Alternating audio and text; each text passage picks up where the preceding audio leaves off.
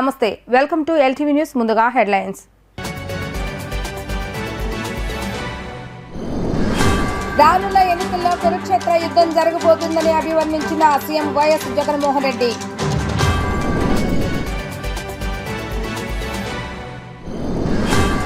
ఉరవకొండలో రాకదిలిరా సభలో పాల్గొన్న టీడీపీ అధినేత చంద్రబాబు నాయుడు జగన్ దించేందుకు ప్రజలు సిద్ధంగా ఉన్నారని వ్యాఖ్య.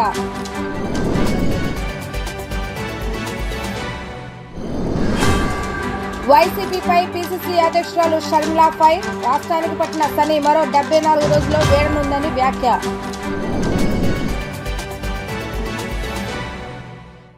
రానున్న ఎన్నికలు కురుక్షేత్ర యుద్ధమని సీఎం జగన్ అభివర్ణించారు. ఈ ఎన్నికల్లో తాను ఒంటరిగా పోరాడతానంటూ అందుకు మీరు సిద్ధమా అని ప్రశ్నించారు. ఈ సభలో జగన్ అంటూ తన పేరును పాలనను పదే ప్రస్తావించిన సీఎం అంతే స్థాయిలో చంద్రబాబు నాయుడు పేరును ప్రస్తావిస్తూ తీవ్ర విమర్శలు చేశారు. 175 సీట్లను గెలుస్తామని ధీమా వ్యక్తం చేశారు. సిద్ధం పేరుతో విశాఖపట్నం భీమిలిలో ఎన్నికల ప్రచారాన్ని ముఖ్యమంత్రి జగన్ ప్రారంభించారు. ఈ సందర్భంగా మాట్లాడుతూ రాష్ట్రంలో రానున్న ఎన్నికలు కురుక్షేత్ర యుద్ధమని వర్ణించారు. ఈ ఎన్నికలకు వైఎస్ఆర్ కాంగ్రెస్ పార్టీ సిద్ధంగా ఉందని స్పష్టం చేశారు. ప్రతిపక్షాలు ఎత్తులు జిత్తులు పద్మవ్యూహాలు రచిస్తున్నాయని, వాటికి బలైపోవడానికి తాను అభిమన్యుడు కాదని అర్జునుడిని అన్నారు. రాష్ట్రంలో 5 సంవత్సరాలుగా అమలు చేస్తున్న పథకాలే వైఎస్ఆర్సీపీకి గెలుపస్త్రాలని చెప్పారు. ఎన్నికల్లో విజయం సాధించడానికి మోసపూరిత వాగ్దానాలు చేస్తున్నారని జగన్ వివరించారు.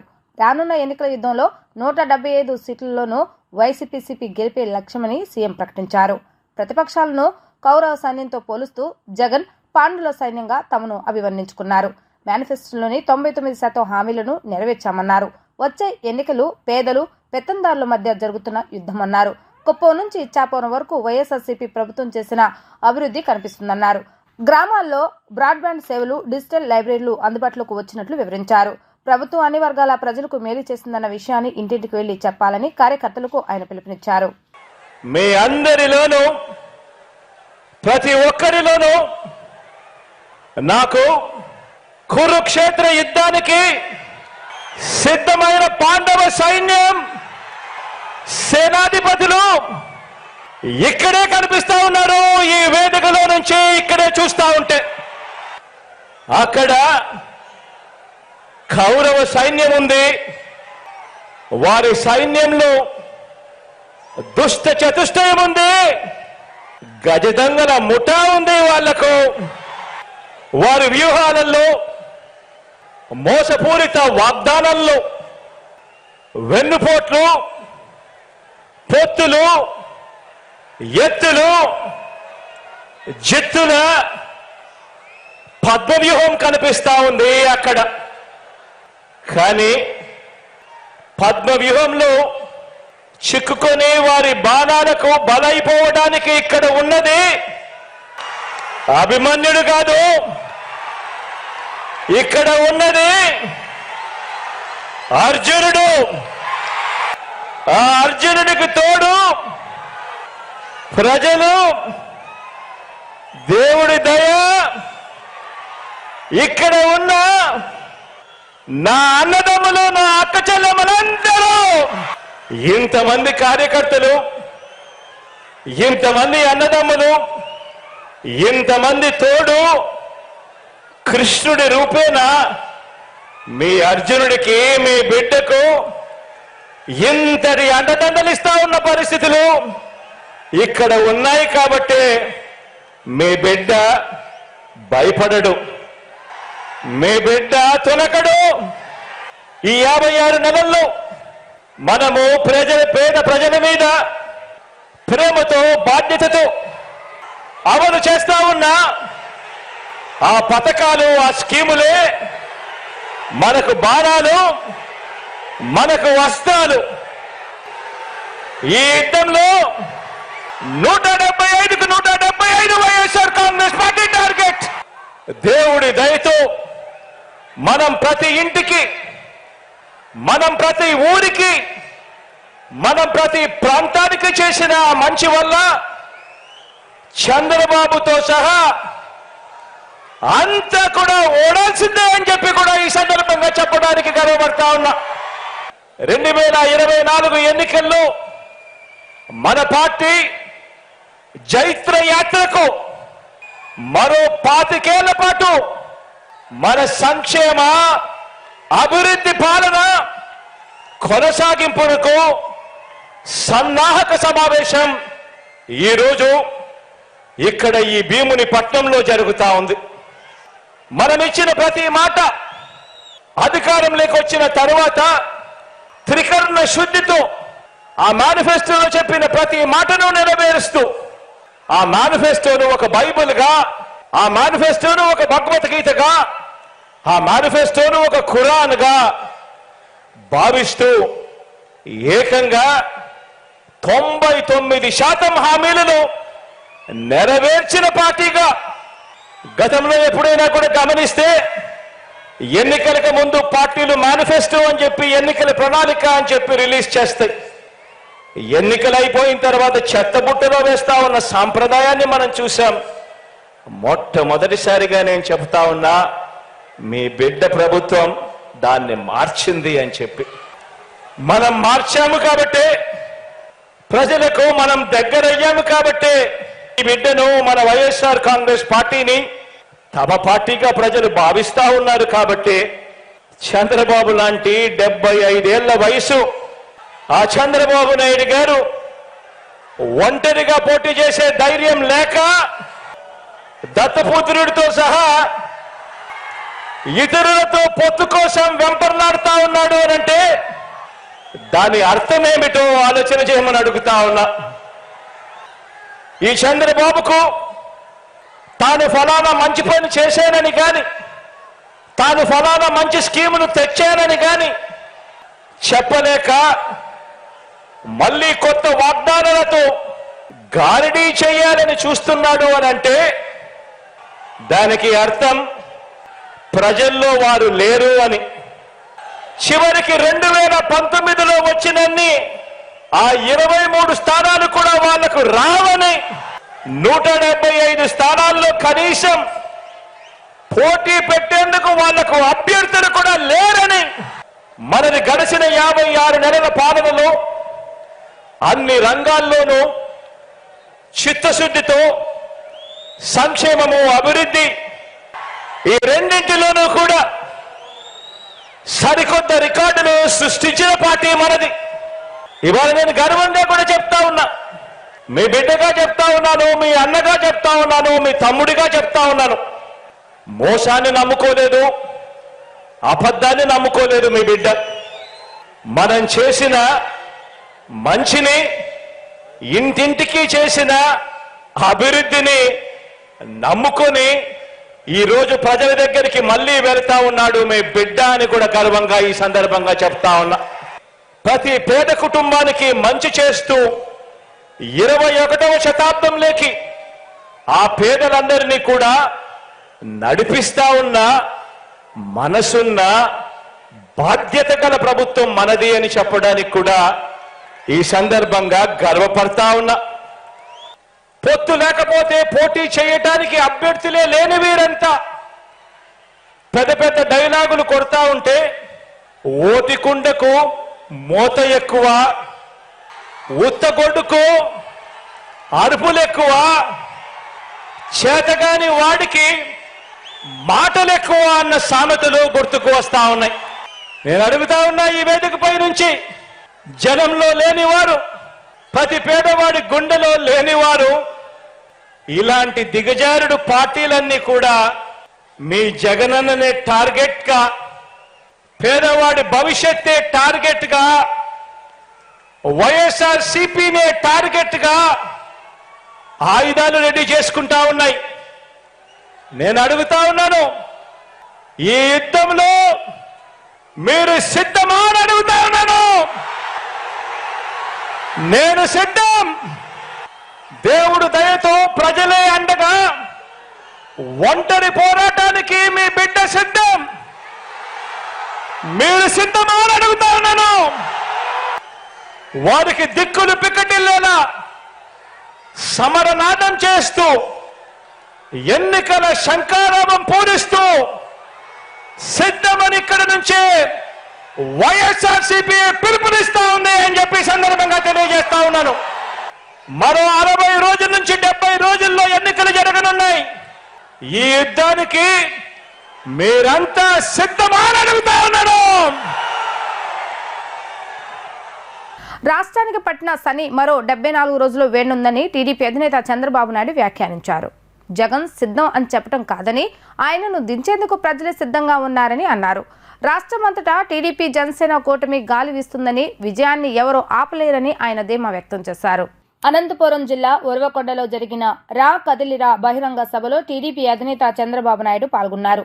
ఉరవకొండ సభలో చంద్రబాబు నాయుడు మాట్లాడుతూ 5 ఏళ్ల పాటు దోచుకున్న సొమ్ముతో సిద్ధం అంటూ జగన్ రెడ్డి ప్రచార సభలు నిర్వహిస్తున్నారని విమర్శించారు. జగన్ రెడ్డిని ఇంటికి పంపేందుకు రైతులు, యువత, మహిళలు, విద్యార్థులు, ఉద్యోగులు, అన్ని వర్గాల ప్రజలు సిద్ధంగా ఉన్నారని చంద్రబాబు నాయుడు స్పష్టం చేశారు. గత ఎన్నికల్లో జగన్ ముద్దులకు మురిసిపోయి ఓట్లేశారని, కానీ ఈ ప్రాంతంలో జగన్ చేసిన అభివృద్ధి ఏంటి? ఒక్క ప్రాజెక్టు కూడా కట్టాడా? ఒక్క పరిశ్రమ తెచ్చాడా అని నిలదీశారు. ఈ తుగ్లక్ పాలనలో దెబ్బతినని రంగం ఏదైనా ఉందా? ఈ సైకో పాలనలో నాశనం కాని వ్యవస్థ ఏదైనా ఉందా? ఎక్కడైనా నుంచైనా మంచి రోడ్లు ఉన్నాయా? ఎక్కడైనా వ్యవసాయ శాఖ, విద్యాశాఖ కనిపిస్తున్నాయా? పిల్లలకు చదువు చెప్పే పరిస్థితి ఉందా? ఈ ప్రభుత్వ పాలనలో నష్టపోని వ్యక్తి లేడని ఆయన ఆగ్రహం వ్యక్తం చేశారు. ఈ ఉరవకొండలో స్పష్టమైన మార్పు కనపడుస్తా ఉంది. తెలుగుదేశం జనసేన గాలి వీస్తా ఉంది. మొన్ననే ఇక్కడ ముఖ్యమంత్రి జగన్ మీటింగ్ పెట్టాడు. దానికి సాక్షులు ఈ పోలీసులే. ఆ మీటింగ్ కి మీటింగ్ పోలికే లేదు. అది తోలిన జనం, కూలీ జనం. ఇది స్వచ్ఛందంగా వచ్చిన ప్రజా చైతన్యం. ఇంకా జగన్ కు నిద్ర రాదు. ఎక్కడికి పోయినా ప్రజలే చెప్పబోతున్నారు, చీ నువ్వు మాకొద్దని. అందుకే 2014 కాదు, 2024 14 కంబైన్డ్ జిల్లాలో గెలిచి చరిత్ర సృష్టించబోతున్నాం. 2021లో ఎవరు నా ఎంట్రుక పీకలేరన్నాడు, అన్నాడా లేదా? 2022లో ప్లీజ్ ప్లీజ్ నన్ను నమ్మండి అని అడుక్కున్నాడు, అవునా కాదా?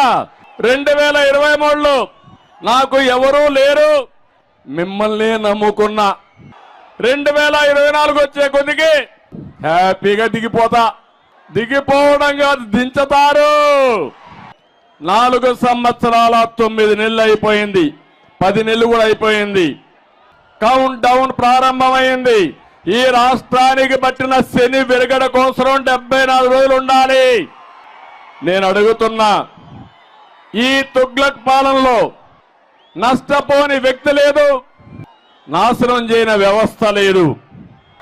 కృష్ణదేవరాయల కాలంలో ఏదైనా పని చేస్తే నేరుగా అక్కడ పొలాల్లో ఎదిగితే రత్నాలు దొరికేటి.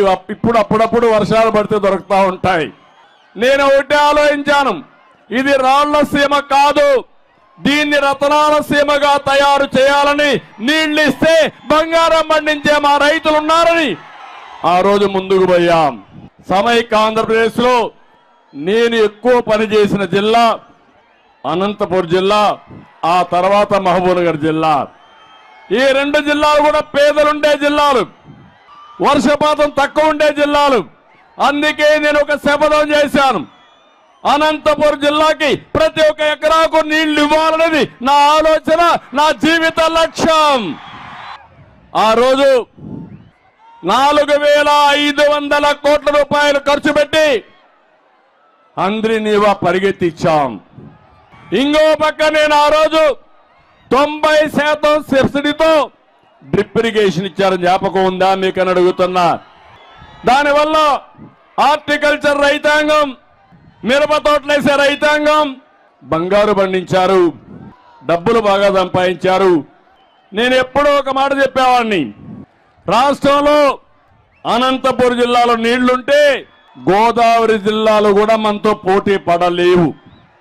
ప్రపంచంలో పండే అన్ని వాణిజ్య పంటలు అనంతపూర్లో పండే అవకాశం వస్తుంది. అది నా కళ. ఈ పేద రైతాంగాన్ని పేదరికం నుంచి పైకి తేవాలని ఎన్నో విధాలుగా శ్రమించా. కానీ ఈ రోజు మీరు చూస్తే ఈ ప్రభుత్వం వచ్చిన తర్వాత 1 రూపాయి ఖర్చు పెట్టలేదు. 890 కోట్ల రూపాయలు ఖర్చు పెట్టి కాంప్రహెన్సివ్ డ్రిప్ ఇరిగేషన్ పెట్టాలని చెప్పి ప్రయత్నం చేశాను. ఆ ప్రాజెక్ట్ గాని వచ్చుంటే, ఆ 50,000 ఎకరాల్లో వచ్చుంటే సంపద ఆటోమేటిక్ గా వచ్చేది. అది ప్రూఫ్ ఆఫ్ కాన్సెప్ట్ అనుకున్నా. అది పూర్తయి ఉంటే అనంతపురం జిల్లాలో ఇలాంటి ప్రాజెక్టులు పెట్టి ప్రతి ఒక్క రైతుని కోటీశ్వరుడు చేసేవాడిని. అది చేయలేకపోయారని నా బాధ. బీమా పథకాన్ని తీసేశాడు. నేను ఒకటే హామీ ఇస్తున్నా, మళ్ళీ పాత బీమా పథకం తీసుకొచ్చే బాధ్యత ప్రతి ఒక్క రైతుకి అన్నదాత కింద 20,000 రూపాయలు ఇచ్చే బాధ్యత తెలుగుదేశం పార్టీని. నేను ఐటీ ఉద్యోగాలు ఇచ్చా, టీచర్ ఉద్యోగాలు ఇచ్చా. మీరు ఇచ్చిన ఉద్యోగాలు ఏంటి? వాలంటీర్ ఉద్యోగం, లేకపోతే ఫిష్ మార్ట్లో, లేకపోతే మద్యం షాపుల్లో ఉద్యోగాలు ఇచ్చారు, అంతే కదా. అది తెలుగుదేశం పార్టీకి వైఎస్ఆర్ కాంగ్రెస్ పార్టీకి ఉండే వ్యత్యాసం. విద్యకు ప్రాధాన్యత ఇచ్చాం, కాలేజీలు మనమే తెచ్చాం. నిన్న ప్రధానమంత్రి ప్రారంభించిన కస్టమ్ ట్రైనింగ్ ఇన్స్టిట్యూట్ కూడా మనం తీసుకొచ్చింది. యువత కోసం సాక్షాత్తు 10 సార్లు వెళ్ళి కియా మోటార్స్ తెచ్చాం. 12 లక్షల కార్లు ఇక్కడ తయారై ప్రపంచమంతా కూడా తిరుగుతున్నాయంటే అది తెలుగుదేశం పార్టీ విజన్. మనం పరిశ్రమలు తెచ్చాం. వీళ్ళు పరిశ్రమలు తరివేశారా లేదా అని మిమ్మల్ని అడుగుతున్నా. ఒకే నా జీవిత ఆశయం, ప్రతి ఒక్క ఎకరాకు నీళ్లు ఇచ్చి ఈ జిల్లాలో పేదరికం లేకుండా చేసి ప్రతి ఒక్క రైతు తన పొలంలో బంగారు పండించే వరకు మీకు అండగా నేను ఉంటానని మరొక్కసారి హామీ ఇస్తున్నా. అయితే అది జరగాలంటే ఈసారి మీరిచ్చే ఫలితాలు జగన్కి దిమ్మ తిరగాలి, టీడీపీ జెండా ఎగరాలి. యువత కోసమే రాజశేఖర్ రెడ్డి బిడ్డ ఏపీ రాజకీయాల్లోకి వచ్చిందని కాంగ్రెస్ పార్టీ రాష్ట్ర అధ్యక్షురాలు వైఎస్ షర్మిల అన్నారు. వైసీపీ, టీడీపీ, జనసేన, బీజేపీకి తొత్తులుగా మారాయన్నారు. తనకు ఏపీ పుట్టినిల్లైతే తెలంగాణ మెట్టినిల్లని ఆమె పేర్కొన్నారు. ఈ సందర్భంగా కాంగ్రెస్ పీసీసీ అధ్యక్షురాలు వైఎస్ షర్మిల మాట్లాడుతూ ప్రజలకి న్యాయం జరగాలనే ఏపీ రాజకీయాలకు వచ్చానని తెలిపారు. వైసీపీకి తన రక్తం దారపోసానని తెలిపారు. ఇప్పుడు వైసీపీ తనపై ముప్పేట దాడి చేస్తుందని, వైసీపీ కోసం తన కుటుంబాన్ని కూడా పక్కన పెట్టి 3,000 కిలోమీటర్ల పాదయాత్ర చేశానన్నారు. వైసీపీని తన భుజస్కంధాలపై మోసానని తెలిపారు. వైఎస్ఆర్ బిడ్డ ఎవరికి భయపడదన్నారు. నేను యుద్ధానికి రెడీ, మీరు రెడీనా? వైఎస్ఆర్ పార్టీలో వై అంటే వైవి సుబ్బారెడ్డి, ఎస్ అంటే సాయిరెడ్డి, ఆర్ అంటే సజ్జల రామకృష్ణారెడ్డి. వైఎస్ఆర్ పాలనకి జగన్ పాలనకి నక్కకి నాగలోగానికి ఉన్నంత తేడా ఉందని ఆరోపించారు. 1 సంవత్సరమైన జాబ్ క్యాలెండర్ వచ్చిందా? ఎన్నికల సమయంలో జాబ్ నోటిఫికేషన్ ఇస్తున్నారు. మద్యపాన నిషేధం చేస్తానని చెప్పిన జగన్ ఇప్పుడు ఓట్లు ఎలా అడుగుతున్నారని ప్రశ్నించారు. 70,000 రూపాయల విలువైన గన్నవరం పోర్టు 600 కోట్లకి అమ్మేశాడని, మళ్లీ ప్రభుత్వం చేతికి గంగవరం పోర్టు రాదు. ఒక్కొక్క కాంగ్రెస్ కార్యకర్త ఒక్కొక్క సైన్యంగా మారాలి. ఒక ఎంపీ, ఒక ఎమ్మెల్యే కూడా లేకుండా ఏపీ బీజేపీ వసు అయిపోయిందని అన్నారు. జగనన్న బీజేపీకి బానిసగా మారాడని, ఏపీని కూడా బీజేపీకి బానిసగా మారుస్తాడని ఆగ్రహం వ్యక్తం చేశారు. బీజేపీ అంటే బాబు, జగన్, పవన్ అన్నారు. కాంగ్రెస్ అధికారంలోకి వస్తే రాహుల్ గాంధీ మొదటి సంతకం ఏపీకి ప్రత్యేక హోదాపైనే అని ఆమె పేర్కొన్నారు. భవిష్యత్తు ఈ యువతది, బంగారు భవిష్యత్తు మీ ముందు ఉండాలి. కనుకనే కాంగ్రెస్ పార్టీ తరపున రాజశేఖర్ రెడ్డి బిడ్డ ఆంధ్రప్రదేశ్ రాజకీయాల్లో అడుగుపెట్టింది. కేవలం ఆంధ్రప్రదేశ్ రాష్ట్ర ప్రజలకు మేలు చేయడానికి ఇప్పుడున్న ప్రభుత్వాలు, ఇక్కడున్న పార్టీ, అటు టీడీపీ అయినా వైసీపీ అయినా బీజేపీకి బానిసలుగా మారి యువత భవిష్యత్తును, మన రాష్ట్ర భవితను తాకట్టు పెట్టారు. కాబట్టే రాజశేఖర్ రెడ్డి బిడ్డ ఈరోజు ఆంధ్రప్రదేశ్ రాజకీయాల్లో అడుగు పెట్టాల్సి వచ్చింది. తెలంగాణ నాకు మెట్టినిల్లైతే ఆంధ్రప్రదేశ్ నా పుట్టినిల్లు. ఆంధ్రప్రదేశ్ ప్రజల పట్ల రాజశేఖర్ రెడ్డి బిడ్డకు ఒక భారం ఉంది, బాధ్యత కూడా ఉంది. రాజశేఖర్ రెడ్డి గారు తెలుగు ప్రజలందరినీ సమానంగా ప్రేమించారు. ఆ రాజశేఖర్ రెడ్డి బిడ్డను నేను, పులి కడుపున పులే పుడుతుంది. ఆ రాజశేఖర్ రెడ్డి గారి రక్తం ఈ ఒంట్లో ప్రవహిస్తుంది. అందుకే ఆ రాజశేఖర్ రెడ్డి బిడ్డ ఈ వైఎస్ షర్మిల ఆంధ్ర రాష్ట్ర ప్రజలకు మళ్లీ న్యాయం జరగాలని, ఆంధ్ర రాష్ట్ర ప్రజలకు ప్రత్యేక హోదా రావాలని, పోలవరం ప్రాజెక్టు రావాలని, బిడ్డలకు ఉద్యోగాలు రావాలని ఆంధ్రప్రదేశ్ రాజకీయాల్లోకి అడుగుతుంది. ముప్పేటి దాడి చేస్తున్నారు నా మీద. నా సొంత వాళ్ళు అనుకొని 3800 కిలోమీటర్ల పాదయాత్ర చేశాను. వైసీపీ పార్టీని ఒకప్పుడు నా భుజస్కంధాల మీద వేసుకొని నిలబెట్టాను.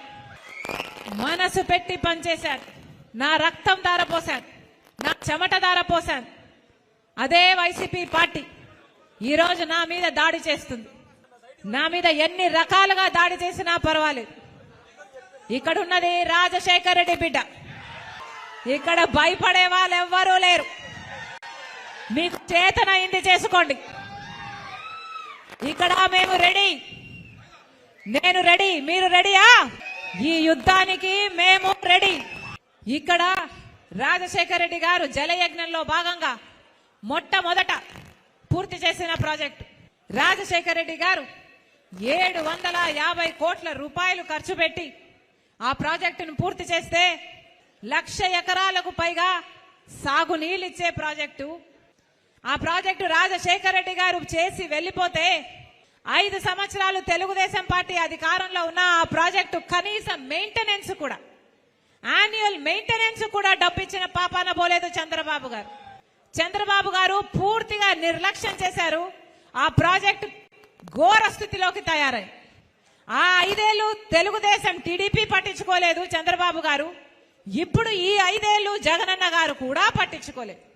మరి రాజశేఖర రెడ్డి గారు చేసిన ప్రాజెక్టు కదా, మరి ఆయన వారసులమని చెప్పుకుంటున్నారు కదా, ఆయన ఆశయాలను నిలబెడుతున్నామని చెప్తున్నారు కదా, వైఎస్ఆర్ కాంగ్రెస్ పార్టీ అని చెప్తున్నారు కదా. మరి మీరు ఎందుకు ఆ ప్రాజెక్టు నిలబెట్టలేకపోయారు? రాజశేఖర రెడ్డి గారి ప్రాజెక్టు కడితే కనీసం మీకు ఆ ప్రాజెక్టు మెయింటైన్ చేయడం కూడా చేత కాకపోతే మీరా రాజశేఖర రెడ్డి గారి వారసులు? మీదా వైఎస్ఆర్ కాంగ్రెస్ పార్టీ? మీది వైఎస్ఆర్ కాంగ్రెస్ పార్టీ కాదు. వై అంటే వైవి సుబ్బారెడ్డి గారు, ఎస్ అంటే సాయిరెడ్డి గారు, ఆర్ అంటే రామకృష్ణ, సజ్జల రామకృష్ణ గారు. ఇలా తయారయ్యింది ఈరోజు వైఎస్ఆర్ కాంగ్రెస్ పార్టీ. దీంట్లో వైఎస్ఆర్ గారు లేరు. ఇది జగన్ రెడ్డి పార్టీ, ఇది నియంత పార్టీ, ఇది ప్రజలను పట్టించుకోని పార్టీ, ప్రజా సమస్యలను పట్టించుకోని పార్టీ, ప్రజల ప్రయోజనాలను తాకట్టు పెట్టి బీజేపీకి బానిస అయిన పార్టీ. బీజేపీ అంటే రాజశేఖర రెడ్డి గారికి పూర్తిగా వ్యతిరేకించాడు. ఎందుకంటే బీజేపీ ఒక మతతత్వ పార్టీ కాబట్టి. ఒక మతాన్ని అవమానించడం, ఇంకో మతాన్ని రెచ్చగొట్టడం, ఇదే బీజేపీకి తెలిసిన రాజకీయం. కానీ ఆయన కొడుకై ఉండి కూడా ఈరోజు జగనన్న గారు బీజేపీ పార్టీకి బానిసగా మారారు. మన రాష్ట్రాన్ని కూడా బీజేపీ పార్టీకి బానిసలుగా చేయాలని చూస్తున్నారు. ఇటు జగనన్న గారైనా, అటు తెలుగుదేశం టీడీపీ చంద్రబాబు గారైనా. బీజేపీకి వేరే ప్రజెన్స్ అవసరం లేదు మన రాష్ట్రంలో. మిగతా దేశం మొత్తంలో బీజేపీ పార్టీ బీజేపీ అయి ఉండొచ్చు, కానీ మన రాష్ట్రంలో మాత్రం బీజేపీ అంటే బి అంటే బాబు, జే అంటే జగన్, పి అంటే పవన్. ఈ 70 రోజులు కష్టపడి పని చేయండి. ఈ 70 రోజుల్లో ఎంత చేయగలిగితే అంత బూత్ లెవెల్లో కూడా మనం శక్తి, మనం స్ట్రెంగ్త్ సంపాదించుకోవాల్సిన అవసరం ఉంది. శ్రమ వంచన లేకుండా అందరం పనిచేద్దాం. కాంగ్రెస్ పార్టీని అధికారంలోకి తీసుకొద్దాం. ఏపీ కాంగ్రెస్ కమిటీ అధ్యక్షురాలు వైఎస్ షర్మిలారెడ్డి అవగాహన రాహిత్యంతో బీజేపీని మతతత్వ పార్టీ అంటూ నిందిస్తున్నారంటూ ఏపీ బీజేపీ మైనార్టీ మోర్చా రాష్ట్ర అధ్యక్షులు షేక్ బాజీ విమర్శించారు. మతాలతో నిమిత్తం లేకుండా ప్రతి వ్యక్తిని గుర్తించే వ్యక్తి ప్రధాని మోడీ మాత్రమేనని, రాజ్యాంగమే తన ప్రధాన గ్రంథమన్న ఏకైక వ్యక్తి కూడా మోడీనేనన్నారు. బీజేపీ రాష్ట్ర కార్యాలయంలో నిర్వహించిన విలేకరుల సమావేశంలో బాజీ మాట్లాడుతూ నరేంద్ర మోడీ అధికారంలోకి వచ్చిన తర్వాతనే ముస్లింలకు తగిన గుర్తింపు దక్కిందన్నారు. ఏడాది గణతంత్ర దినోత్సవం సందర్భంగా ఏపీకి చెందిన కళాకారుడు ఖలీల్ అహ్మద్ పద్మ అవార్డు ప్రకటించిన విషయం గుర్తించాలన్నారు. ఇప్పటి వరకు మోడీ నేతృత్వంలో 75 మంది ముస్లిం మైనార్టీలకు పద్మ అవార్డులు ఇచ్చినట్లు పేర్కొన్నారు. మతాలతో నిమిత్తం లేకుండా ప్రతి వ్యక్తిని గుర్తించే వ్యక్తి ప్రధాని మోడీ మాత్రమేనని, రాజ్యాంగమే తన ప్రధాన గ్రంథమన్న ఏకైక వ్యక్తి కూడా మోడీనేనన్నారు. ఇలాంటి బీజేపీని మతతత్వ పార్టీగా షర్మిల పేర్కొనడాన్ని ఖండిస్తున్నట్లు ఆయన తెలిపారు. మణిపూర్ ఘటనపై షర్మిల అవగాహన రాహిత్యంతో మాట్లాడుతున్నారని ఆయన పేర్కొన్నారు. భారత ప్రధానిగా నరేంద్ర మోడీ గారు అధికారం చేపట్టిన తర్వాత దాదాపు ఈ 10 సంవత్సరాల్లో 74 మంది ముస్లింలకి పద్మశ్రీలు ఇవ్వడం జరిగింది.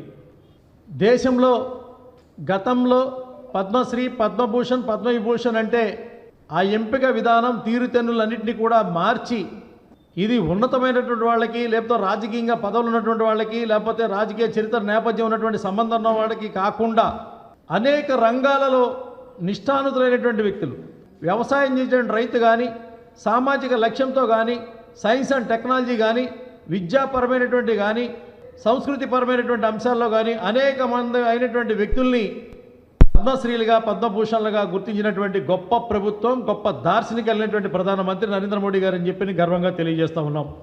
అదే విధంగా ఏదైతే వెనకబడినటువంటి ముస్లిం అయినటువంటి షేక్ హసన్ గారు, ఆయనకి పద్మశ్రీ ఇవ్వడం జరిగింది. అదేవిధంగా తృణధాన్యాలకు సంబంధించినటువంటి నిపుణుడు ఖాదర్ వలీ గారు, వారికి పద్మశ్రీ ఇవ్వడం జరిగింది. నిన్న 2024 పద్మశ్రీలో ఖలీల్ అహ్మద్ అని చెప్పినటువంటి నేత పని చేసేటువంటి, కార్పెట్లు వీవర్ చేసేటువంటి వ్యక్తికి పద్మశ్రీ ఇచ్చి, ముస్లింలైనా కానీ ఎక్కడ అనగబడినటువంటి వారైనా సరే వృత్తులలో రాణించినటువంటి గొప్పవాళ్ళైనటువంటి వాళ్ళని గౌరవించుకున్నటువంటి విధానం ఎందుకు జరిగింది అని అంటే, ఈ దేశంలో మైనారిటీలు మెజారిటీలు అనేటువంటి వ్యత్యాసం లేకుండా సబ్కా సాత్, సబ్కా వికాస్, సబ్కా విశ్వాస్ అనేటువంటి దాన్ని రుజువు చేసినటువంటి ప్రధానమంత్రి నరేంద్ర మోడీ గారు. మొన్న ఎవరైతే ఒక యూపీ నుంచి ఒక ముస్లిం చెప్తా ఉన్నాడు, నరేంద్ర మోడీ గారు వచ్చిన తర్వాత నేను ముస్లిం కాబట్టి నాకు ఎట్టి పరిస్థితిలో రాదు అనుకున్నాను, నా యొక్క ఆలోచనలు తల్లకిందులు చేస్తూ మీరు నాకు పద్మశ్రీ ఇచ్చారనంటే, దేశం చూసింది ఆయనలో ఉన్నటువంటి పనితనాన్ని, నైపుణ్యాన్ని, గొప్పతనాన్ని కానీ మతాన్ని కాదని చెప్పని రుజువు చేసినటువంటి ప్రధానమంత్రి నరేంద్ర మోడీ గారి యొక్క మాట ఆదర్శనీయమైనటువంటి అంశం. ఈ రోజున మైనారిటీల యొక్క అభ్యున్నతి దేశ సమాజంలో కలిసి జరగాలని చెప్పని భారతీయ జనతా పార్టీ కోరుకుంటూ ఉంటుంది. దేశంలో క్రైస్తవ సంఘాలకి బ్రహ్మాండమైనటువంటి రక్షణ ఇచ్చేటువంటి పరిస్థితి, అంటే వారికి సామాజికమైన భద్రత కల్పించేటువంటి పరిస్థితి కేంద్ర ప్రభుత్వం అనేక రకాలుగా తీసుకున్నటువంటి పరిస్థితి జరిగింది. కాబట్టి క్రైస్తవులు ఉన్నటువంటి రాష్ట్రాల్లో భారతీయ జనతా పార్టీ విజయ డంకా మోగించి గెలిచినటువంటి పరిస్థితి. మరి ఆంధ్ర రాష్ట్రంలో ఏ మాటలు చెప్పి వంశించి తీసుకున్నారో, తర్వాత ఎవరిని బాధించి వాళ్ళ ఆస్తులు లాక్కున్నారో కళ్ళ ముందు కనపడుతున్నటువంటి స్థితి ఈ రోజున కనపడుతుంది. కానీ చెల్లి షర్మిలకు మాత్రం ఆ విషయం తెలియదు. మరి ఆ విషయం గురించి మాట్లాడాలి. జగన్ రెడ్డి గారు దళితులు చేసినటువంటి మోసం, జగన్ రెడ్డి గారు రోడ్లు చేసినటువంటి అన్యాయం ఇంతవరకు మాట్లాడుకొచ్చారు. మేము ఒక మాట అడుగుతున్నాం ఈ సందర్భంగా. సవాల్ ఏంటంటే, మీ అన్న మీద పెట్టినటువంటి కేసులు ఏవైతే ఉన్నాయో, ఆ 33 కేసులు 11 కేసులు ఏవైతే ఉన్నాయో, దీని మీద 16 నెలల పాటు జైల్లో ఎందుకున్నాడో మీరు కూడా చెప్పారు. వైఎస్ఆర్ గారి పేరు కుట్ర చేసి కాంగ్రెస్ పార్టీ దోషిగా ఇరికించిందని చెప్పని. ఇప్పుడు మీరు పిసిసి అధ్యక్షులుగా ఉన్నారు కాబట్టి మీరు క్లియర్ చేయండి ప్రజలకి, మీ అన్న ఈ అక్రమ కేసుల్లో, బెయిల్ మీద ఉన్నటువంటి కేసుల్లో దొంగ కాదా? ఆయన దొంగ కాదు అంటే మీ కాంగ్రెస్ పార్టీ దొంగ. ఒకవేళ ఆయన దొంగే అయితే మీ కాంగ్రెస్ పార్టీ నీతివంతమైనది. దీన్ని బట్టి మీరు తేల్చి చెప్పండి. మీ నాన్నగారి పేరు ఆ ఎఫ్ఐఆర్లో ఎందుకు ఇచ్చిందో కాంగ్రెస్ పార్టీ మీరు చెప్పండి. రాష్ట్రంలో పనికిమాలిన ప్రభుత్వం ఉందని, గ్రామాల్లో రోడ్లు, కమ్యూనికేషన్, వైద్య సదుపాయాలు కల్పించలేకపోతున్నారని సిపిఐ రాష్ట్ర కార్యదర్శి రామకృష్ణ విమర్శించారు. ఈ సందర్భంగా ప్రకటన విడుదల చేశారు. పేదలు చనిపోతే శవాలను బైక్స్ మీద తీసుకువెళ్లటం, గర్భిణీలను డోలీలో మోసుకుపోవటాన్ని ఆదర్శంగా తీసుకోవాలా అని ప్రశ్నించారు. ప్రభుత్వానికి ఏమాత్రం చిత్తశుద్ధి ఉన్నా పేద వర్గాలపై శ్రద్ధ పెట్టాలన్నారు. ఉప్పునూరు మండలము గిన్నెలగూడెంలో ఒక గర్భిణీ స్త్రీని హాస్పిటల్ తీసుకొని పోవాలంటే వాళ్ళు డోలీలో తీసుకుపోయే పరిస్థితి. కనీసం వాళ్ళకి ఎలాంటి వాహనం కూడా లేదు, రహదారి లేదు. ఒక పాపం చనిపోతే వాళ్ళ శవాన్ని తీసుకోవడానికి అంబులెన్స్లు లేవు, లేదా వెహికల్స్ లేవు. చివరికి ఒక మోటార్ సైకిల్ పైన శవాన్ని తీసుకొని వాళ్ళిద్దరు కూర్చొని శవాన్ని మధ్యలో కూర్చోబెట్టుకుని పోయారంటే మరి ఈ ప్రభుత్వానికి ఏమైనా సిగ్గుంది అని అడుగుతాను. ఒక పనికిమాలే ప్రభుత్వం, మీరు అధికారంలో ఉన్నారు కాబట్టి గ్రామాలకు రోడ్లు వేయలేకపోతూ ఉన్నారు. వారి కమ్యూనికేషన్ సౌకర్యం కల్పించడంలో, వైద్య సౌకర్యం కల్పించడంలో, మాట చెప్తే నా ఎస్సీలు, నా ఎస్టీలు, నా బీసీలు అని చెప్తా ఉన్నాం. మరి నీ ఎస్సీలు, నీ ఎస్టీలు ఏ రకంగా ఉన్నారో దీన్ని బట్టి అర్థమవుతాం. వాళ్ళకి కనీస సౌకర్యాలు కల్పించకుండా, మానవ మాతృడుగా జీవించడానికి వాళ్ళకి ఎలాంటి సదుపాయాలు కల్పించకుండా సభ్య సమాజం తీవ్రంగా దీన్ని ఖండించాలని చెప్పి కూడా సిపిఐ తరఫున కోరుతాం. వార్తలు ముగించే ముందు హెడ్లైన్స్ మరొకసారి. రానున్న ఎన్నికల్లో కురుక్షేత్ర యుద్ధం జరగబోతుందని అభివర్ణించిన CM YS Jaganmohan Reddy.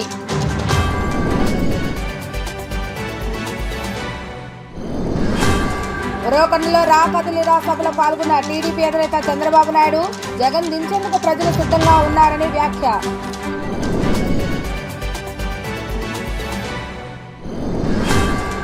వైసీపీపై PCC అధ్యక్షురాలు షర్మిలా ఫైర్. రాష్ట్రానికి పట్టిన శని మరో 74 రోజుల్లో వేడనుందని వ్యాఖ్య. ఇవి ఈరోజు వార్తా విశేషాలు. తిరిగి ప్రసారమయ్యే వార్తలో మళ్ళీ కలుద్దాం. అందుకు సెలవు. నమస్కారం.